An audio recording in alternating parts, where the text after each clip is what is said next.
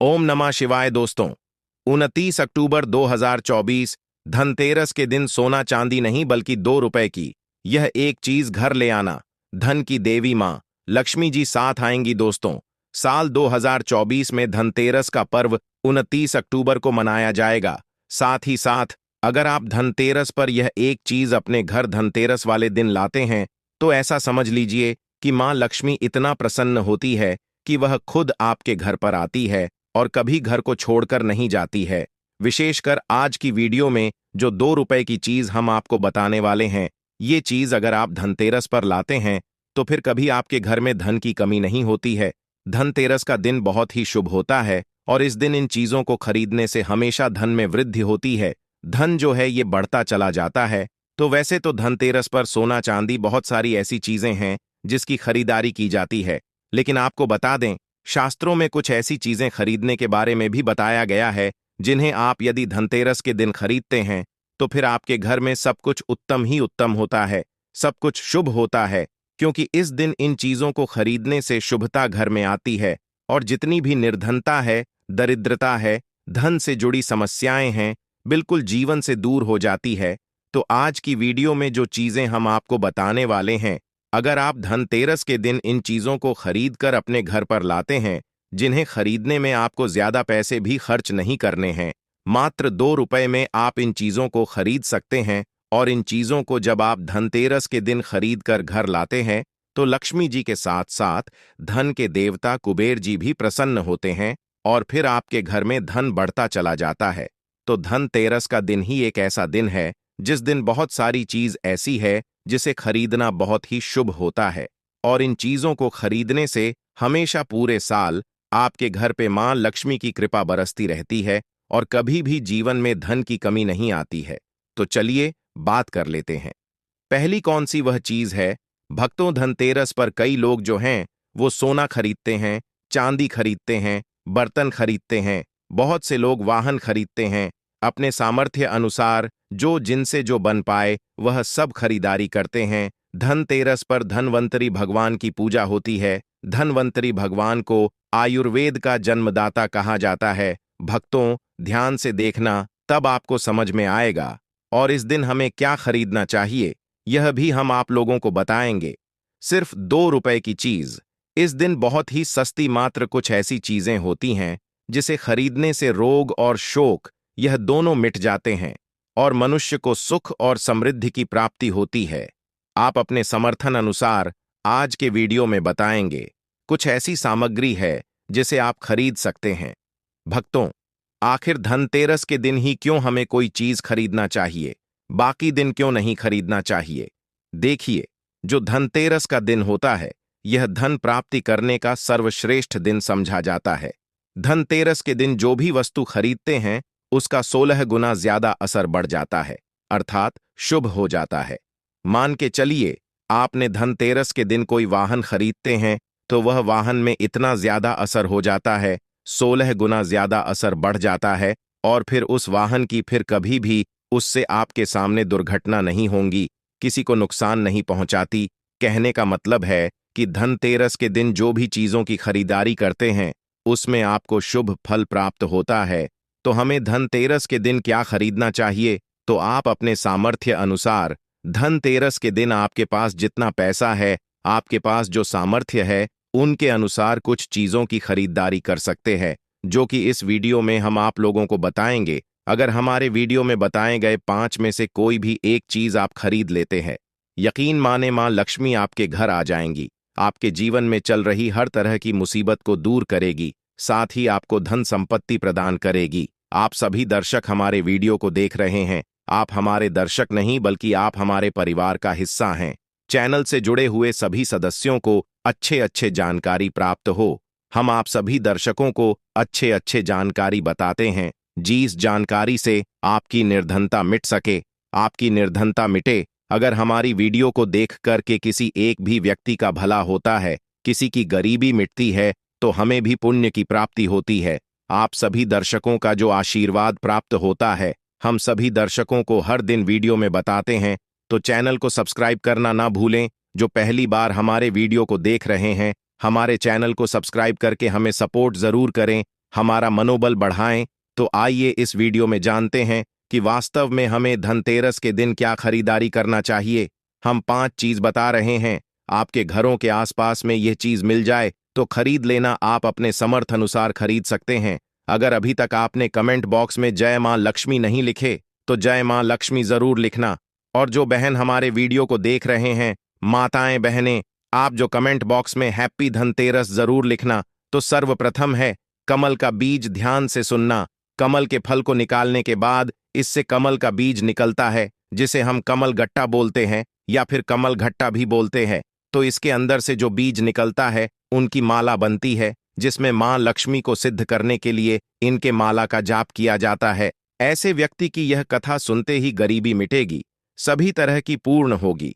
दोस्तों, तब भगवान ने जो भगवान विष्णु है, तब भगवान विष्णु ने किसान से कहा कि इन्हें कौन जाने देता है, जो माता लक्ष्मी हैं इन्हें कौन जाने देता है।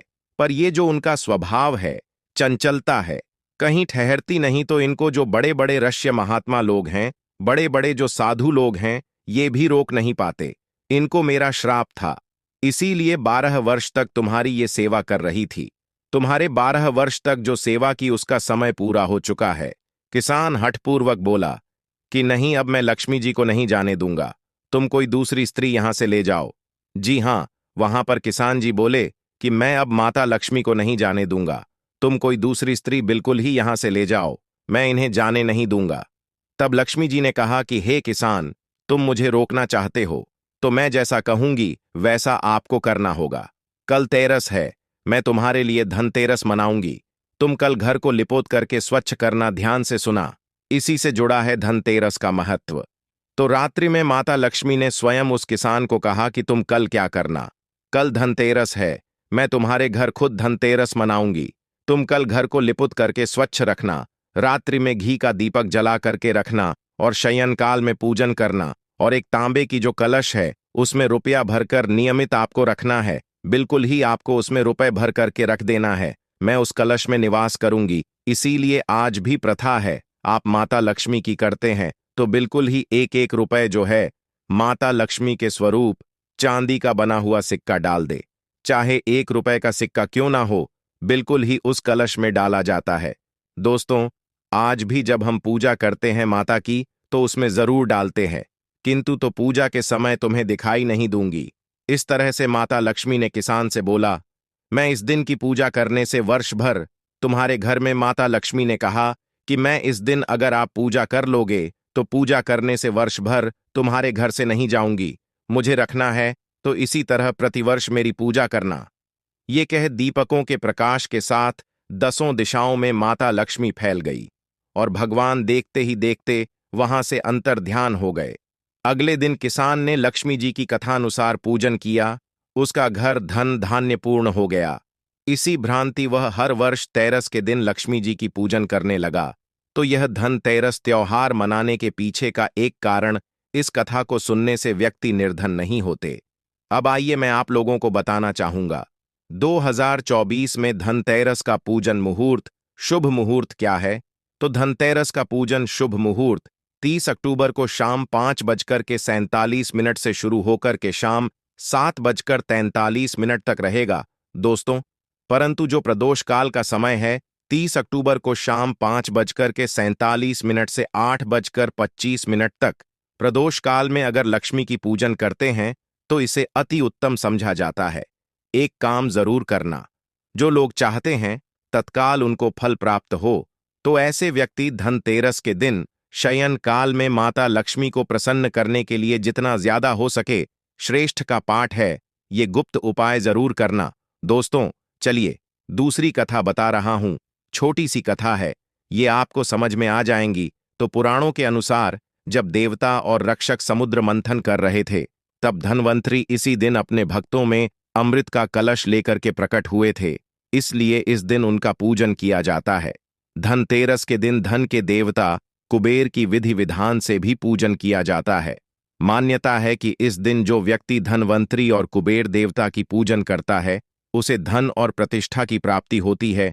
ऐसे व्यक्ति निरोग रहते हैं। चलिए जानते हैं कि अब हमें धनतेरस के दिन क्या नहीं खरीदना चाहिए। क्योंकि 90% लोग गलत चीजों का चयन करते हैं, जिससे उनके घर धन आने की बजाय धन का नाश होने लगता है। क्योंकि आपको भी ये बात जानना जरूरी है, हम सटीक और सच्ची जानकारी है तो क्या ना खरीदे। तो धनतेरस के दिन बहुत से लोग स्टील के बर्तन घर में ले आते हैं। ध्यान से सुनना, इन्हें खरीदने से बचना चाहिए। जबकि स्टील जो है धातु नहीं है, इस पर राहु का प्रभाव ज्यादा होता है। आपको सिर्फ प्राकृतिक धातु ही खरीदना चाहिए। मानव निर्मित धातु में केवल पीतल ही खरीदा जा सकता है। अगर आप किसी कारणवश स्टील के बर्तन खरीद चुके हैं तो इसको खाली मत लाना। इसमें चावल भर करके लाना, या पीतल का सिक्का, तांबे का सिक्का या 1 रुपए का सिक्का डाल लाना। कथाएं हैं, इसमें से मैं 2 कथाएं आप लोगों को बताऊंगा दोस्तों। भगवान धन्वंतरी इस दिन समुद्र मंथन के दौरान हाथ में अमृत का कलश लेकर के प्रकट हुए थे। धन्वंतरी देवता इनके वैद्य है, और जो धन्वंतरी है भगवान विष्णु जी के ही अवतार है। यह हमारे गुरु के द्वारा हमें जानकारी प्राप्त हुई थी। परंतु यह धन्वंतरी है, यह भगवान के ही अवतार है, परंतु लोगों को इनके बारे में पता नहीं होता, क्योंकि भगवान विष्णु को पालनहार कहा जाता है। धन्वंतरी जी क्या है? यह वैद्य है। ये लोगों का पालन करते हैं, लोगों को जो बीमारी से दूर करने का काम करते हैं। ये भगवान विष्णु के अवतार हैं। इसे गांठ बांध करके रख लेना, बाद में ये जानकारी बाद में काम आएगी। तो आइए जानते हैं धनतेरस क्यों मनाते हैं, इसके पीछे क्या पौराणिक कथा है। तो एक समय भगवान विष्णु मृत्युलोक में विचरण करने के लिए जा रहे थे। लक्ष्मी जी ने भी साथ चलने का आग्रह किया। भगवान विष्णु बोले कि यदि मैं जो बात कहूं वैसे ही मानोगे तब तुम मेरे साथ में चलो। लक्ष्मी जी ने स्वीकार किया और भगवान विष्णु लक्ष्मी सहित भूमंडल पर आई। कुछ देर बाद एक स्थान पर भगवान विष्णु लक्ष्मी से बोले, जब तक मैं ना जाऊं, अर्थात जब तक मैं वापस ना आ जाऊं, तुम यहां पर ठहरो। मैं दक्षिण दिशा की ओर जा रहा हूं, तो इधर मत देखना। कथा ध्यान से सुनना। इस कथा को सुनने मात्र से व्यक्ति की गरीबी एवं कंगाली मिटती है। ध्यान से कथा सुनने से आपको वो धन की प्राप्ति होगी जिसकी आप कल्पना भी नहीं कर सकते है, ऐसा पुराणों में लिखा है। तो विष्णु जी के जाने पर लक्ष्मी जी को उत्पन्न हुआ कि आखिर दक्षिण दिशा में क्या है जो मुझे भगवान विष्णु जी अर्थात मेरे पति मना कर रहे हैं।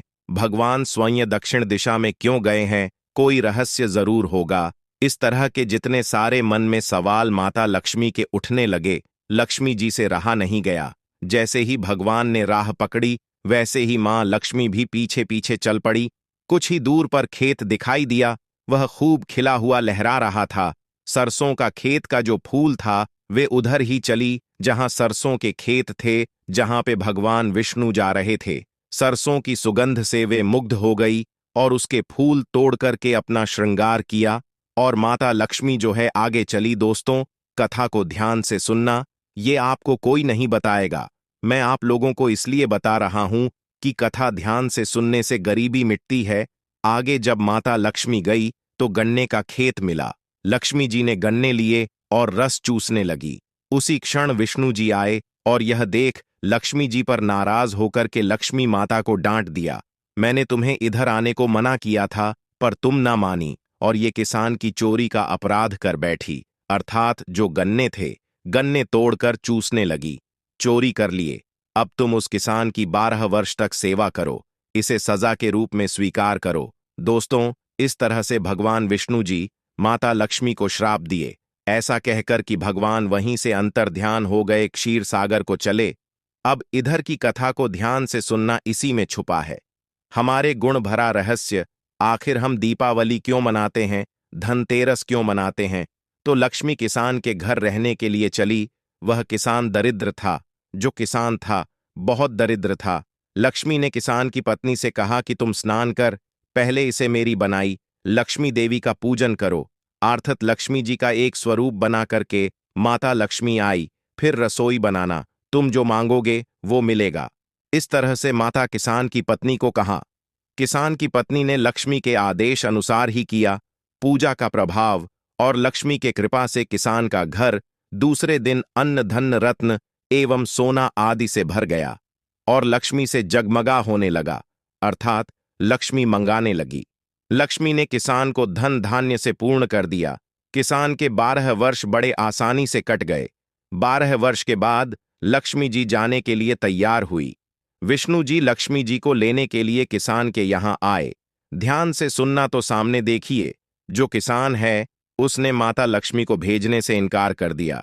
लक्ष्मी भी बिना किसान की मर्जी से वहां जाने को तैयार नहीं थी, भगवान के साथ जाने को तैयार नहीं थी। तो विष्णु जी ने एक चतुराई की। विष्णु जी जिस दिन लक्ष्मी जी आए थे उस दिन वारुणी पर्व था। ध्यान से सुनिए, वारुणी पर्व था। इसीलिए किसान को वारुणी पर्व का महत्व समझाते हुए भगवान ने कहा कि तुम परिवार सहित गंगा में जाकर स्नान करो और इन कौड़ी को भी जल में छोड़ देना। भगवान विष्णु ने कुछ कौड़ी किसान को दिए, जब तक तुम नहीं लौटोगे तब तक मैं लक्ष्मी को नहीं ले जाऊंगा। लक्ष्मी जी ने किसान को 4 कौड़ी गंगा माता को देने के लिए भेंट की। ध्यान से सुनना, तो किसान ने वैसा ही किया। वह परिवार गंगा स्नान करने के लिए जैसे ही उसने गंगा में कौड़ी डाली, वैसे ही 4 हाथ गंगा से निकले और वो कौड़ी ले ली। तब किसान को आश्चर्य हुआ कि वह तो कोई देवी है। तब किसान ने गंगा से पूछा कि हे माता, ये 4 भुजाएं किसकी हैं? क्योंकि शंका हो रही थी तो गंगा जी बोली, हे किसान, ये चारों हाथ मेरे ही हैं। तूने जो कौड़ी भेंट दी है वो किसकी दी हुई है? किसान ने कहा, मेरे घर जो स्त्री आई है उन्होंने ही दी है।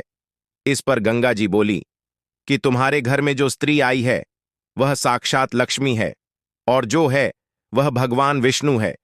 तुम लक्ष्मी को जाने मत देना, नहीं तो पुनः निर्धन हो जाओगे।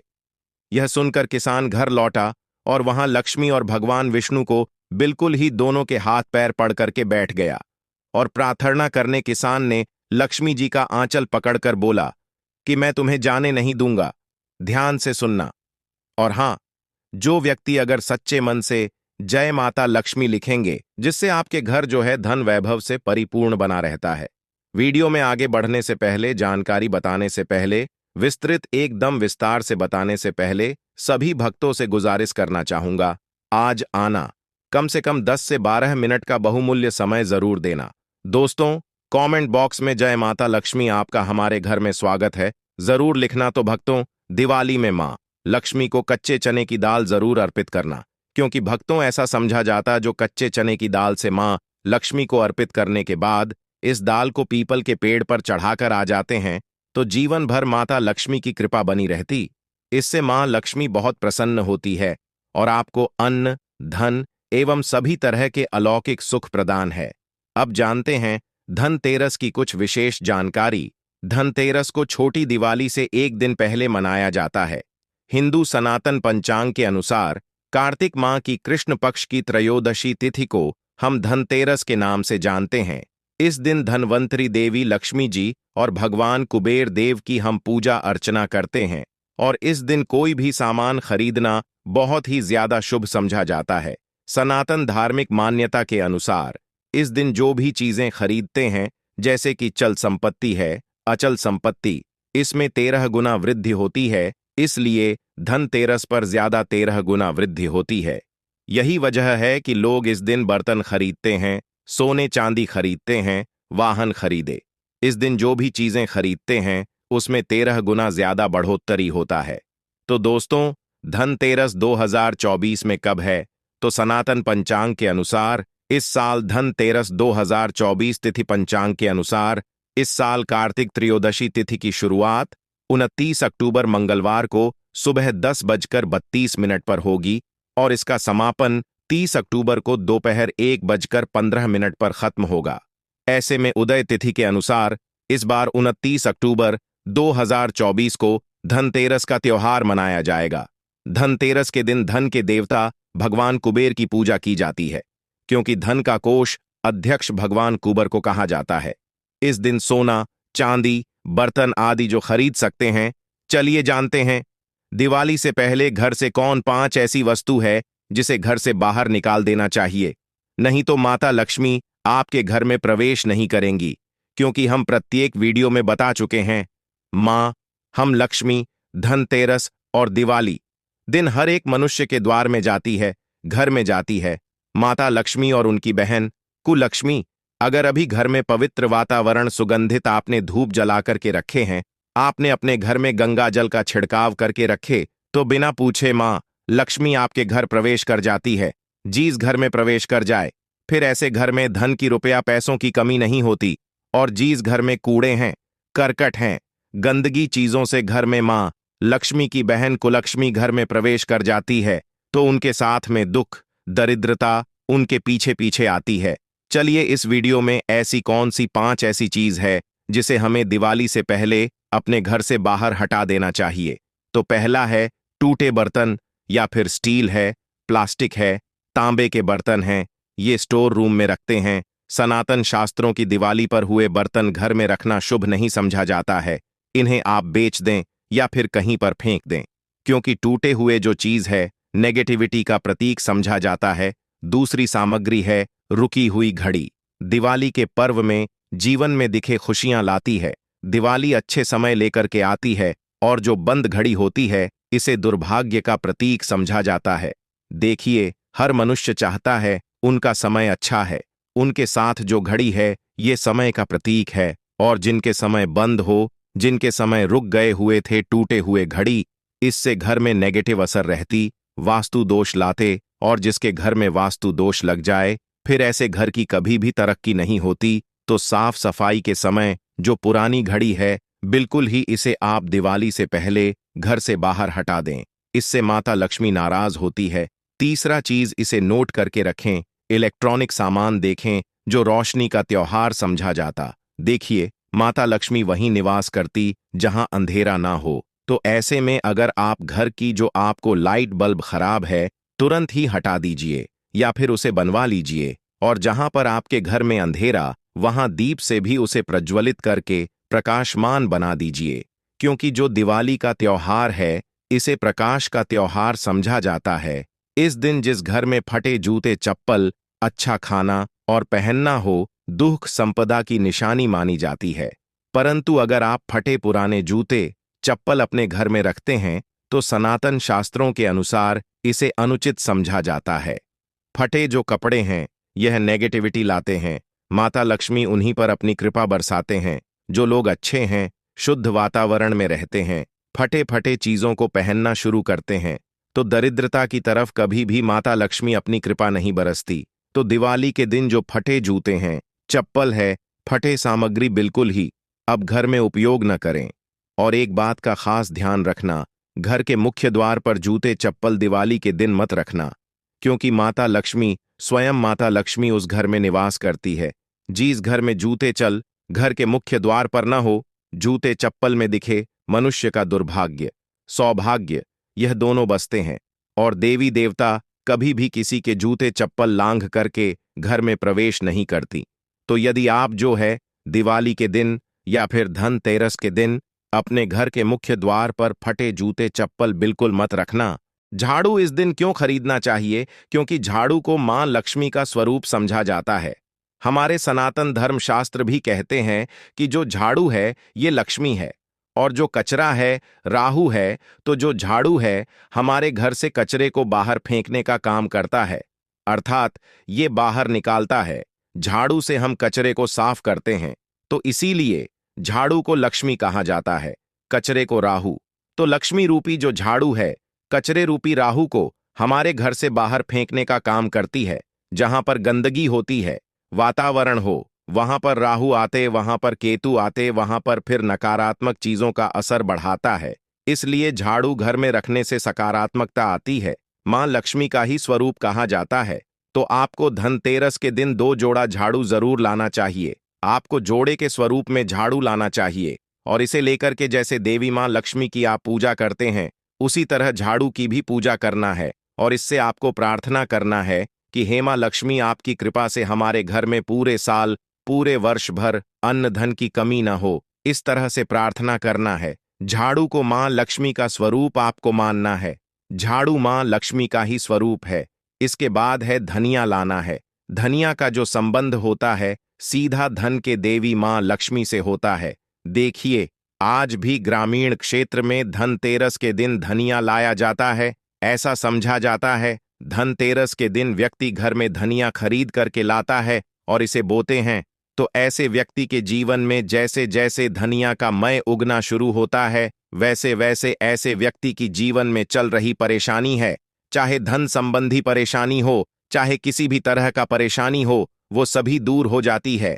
जैसे जैसे धनिया का आकार बढ़ता है, वैसे वैसे व्यक्ति की अध्यात्म उन्नति होती है। तो कैसे करना होता है प्रयोग? तो आपको बाजार एक मुट्ठी धनिया खरीद करके लाना है। आप चाहे तो 1 किलो भी खरीद करके ला सकते हैं, लेकिन उपाय बता रहे हैं उसमें आपको एक मुट्ठी धनिया चाहिए।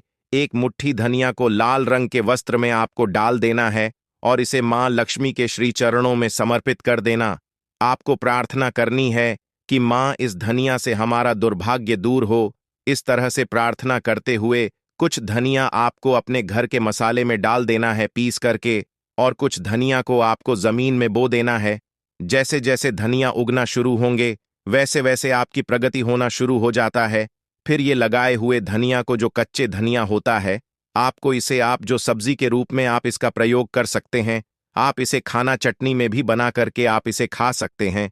जैसे जैसे आप इसे खाना शुरू करेंगे, आपके जीवन में अध्यात्म उन्नति होना शुरू हो जाएगी। भक्तों देखिए, हमने 5 उपाय बताए, सबसे सरल उपाय बताए हैं। जिस उपाय से आपका भला होगा, आपका कल्याण होगा, तो आप अपने सामर्थ्य अनुसार 5 में से कोई भी एक वस्तु अपने घर में जरूर खरीद करके लाना। आपकी अध्यात्म उन्नति होगी। पूज्य गुरु जी ने अभी अपने 2 दिन पहले की कथा में एक ऐसा विशेष उपाय बताया है जो उन्होंने आज तक अपनी किसी भी कथा में नहीं बताया। पूज्य गुरु जी ने कहा कि जब आपके हाथ तंग चल रहे हों, जब रुपए पैसे कहीं से प्राप्त ही ना हो पा रहे हों, जीवन में चारों तरफ से सिर्फ और सिर्फ परेशानियां आ गई हों, उनसे बाहर निकलने का कोई रास्ता ना दिखाई पड़ रहा हो, व्यापार, फैक्ट्री, नौकरी, दुकान या कुछ भी ना चल रहा हो, चारों तरफ से नुकसान ही नुकसान हो रहा हो, तो आपको यह एक उपाय सिर्फ 1 दिन कर लेना है। और गुरु जी ने कहा कि आप कुछ ही दिनों में देखेंगे कि आपके जीवन में कितना बड़ा चमत्कार हुआ है। धन प्राप्ति के नए मार्ग बन जाते हैं, जीवन की सारी बाधाएं समाप्त हो जाती हैं और आपको सुख समृद्धि की प्राप्ति होती है।